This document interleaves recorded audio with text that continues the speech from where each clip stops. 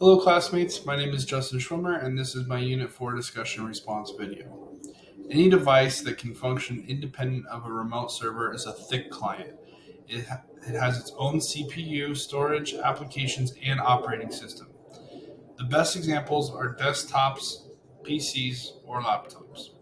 A thin client, on the other hand, is like a virtual desktop that runs on the resources stored on the central server instead of its own resources. So what that means is that thin clients rely heavily on a server for its computations. Now there are pros and cons to both sides, and although I don't think it's fair to say that one side is clearly better than the other, for the purpose of this discussion, I would be in favor of a thin client architecture. A thick client is going to be very expensive for a company to set up. It would require hardware, operating system, and application installation on every individual client.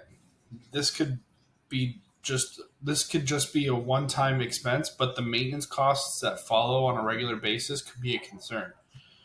Periodic updates on antivirus, software, applications, security patches, and hardware troubleshooting on every single client could not just get expensive, but it would also require a system admin to always be available. Moving on to the working concept of thin clients, there is a centralized server that is responsible for most of the computing tasks. It controls services and applications and directs them to clients, providing them with resources. The client is responsible for user authentication and inputs. Most of the applications on OS and storage run on the server. Whatever applications that we require can be installed in the centralized server and via the network switch. All the thin clients connected to the server can use these applications. In other words, a single application can be used by 100% by hundreds of thin clients. This is a big advantage of thin clients because, on the other hand, in a thick client, it would require us to install the applications on every system individually, which would be far more tedious and expensive. Also, in a thin client, if there's any hardware failure or loss of device, it can easily be replaced and there wouldn't be any application or data loss as they're all stored in a centralized server. Um, Other advantages in using thin clients would be better data security as it is stored, monitored, and controlled at the server, so the clients are less prone to abuse by malware and other cyber threats.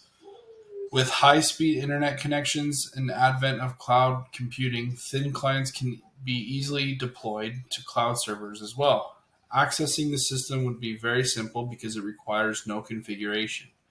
Now, since the server is responsible for handling the bulk of computations on behalf of the thin clients connected to it, it could be processing a lot of load and high performance servers may be required.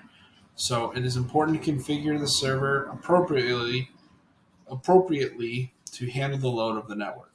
So to conclude, I feel that thin clients have the advantage because they're more easily deployable, affordable, portable, and accessible. Thin clients today are much more advanced, sophisticated, and flexible than they were years ago, and